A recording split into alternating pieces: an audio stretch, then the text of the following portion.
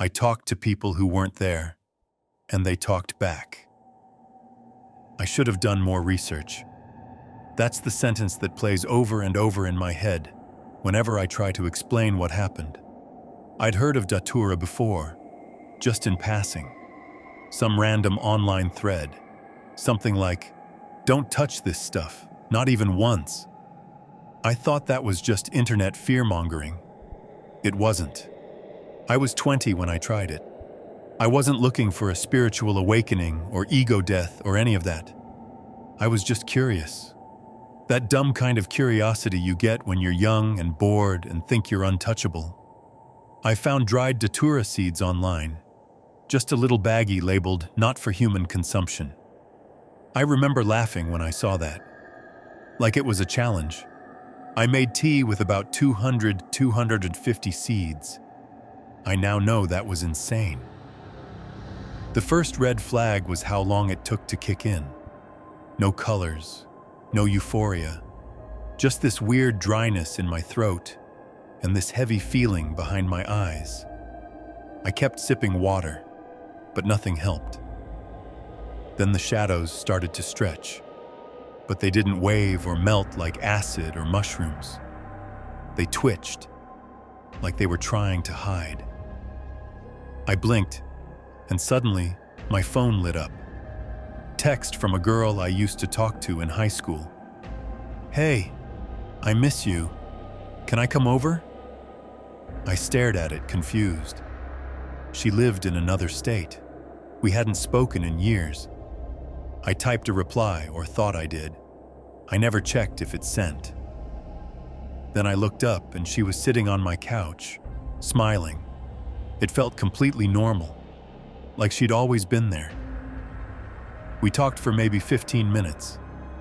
About nothing. About high school. About her dog. Then she picked up a glass of water, and her hand passed through it. That's when I realized something was very wrong. I blinked, and she was gone.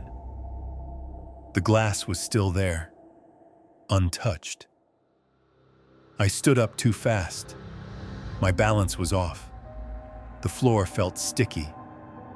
I stumbled to the bathroom to splash water on my face.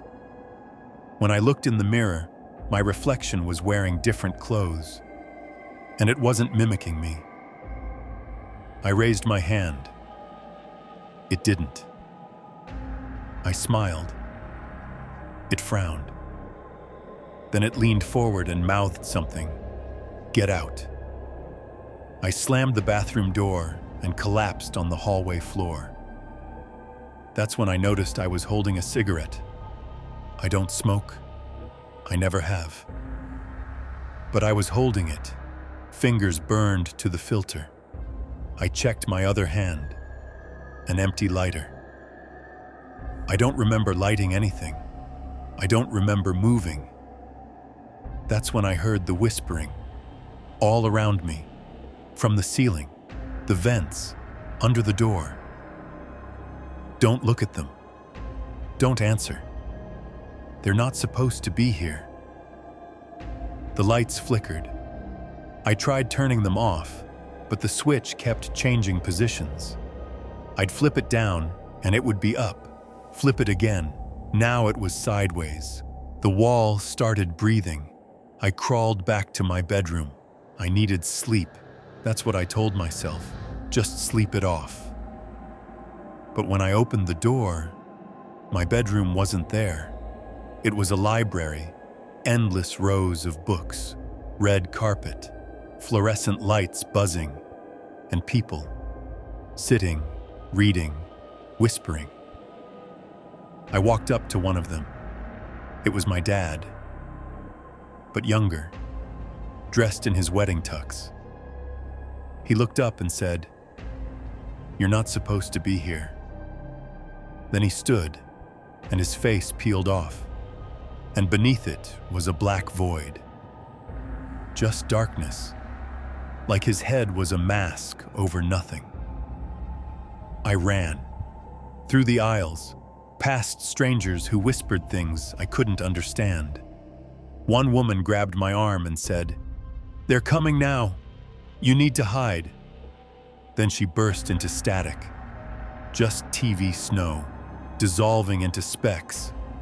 I blinked. Back in my room, lying on the floor, mouth dry, skin cold, completely disoriented. I sat up, and the entire wall was covered in spiders, perfectly still. Dozens, hundreds, watching me. I tried to scream, but all that came out was a cough and dust. Literal dust.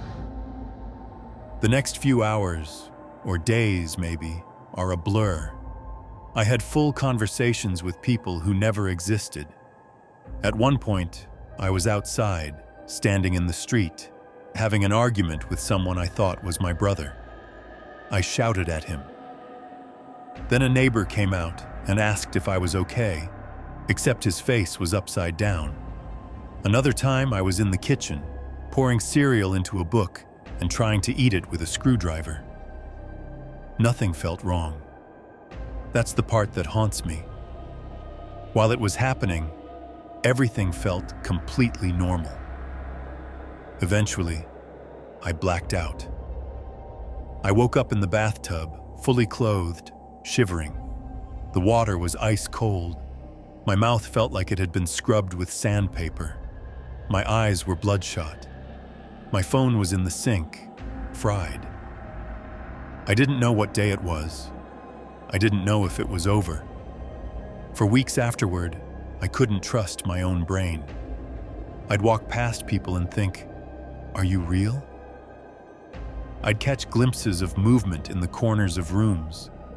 Sometimes I'd hear whispering behind doors. Doors I'd checked 3 times to make sure were locked. One night, I had a dream that I was still in that library. My dad was there again. But this time, he just said, "You brought something back."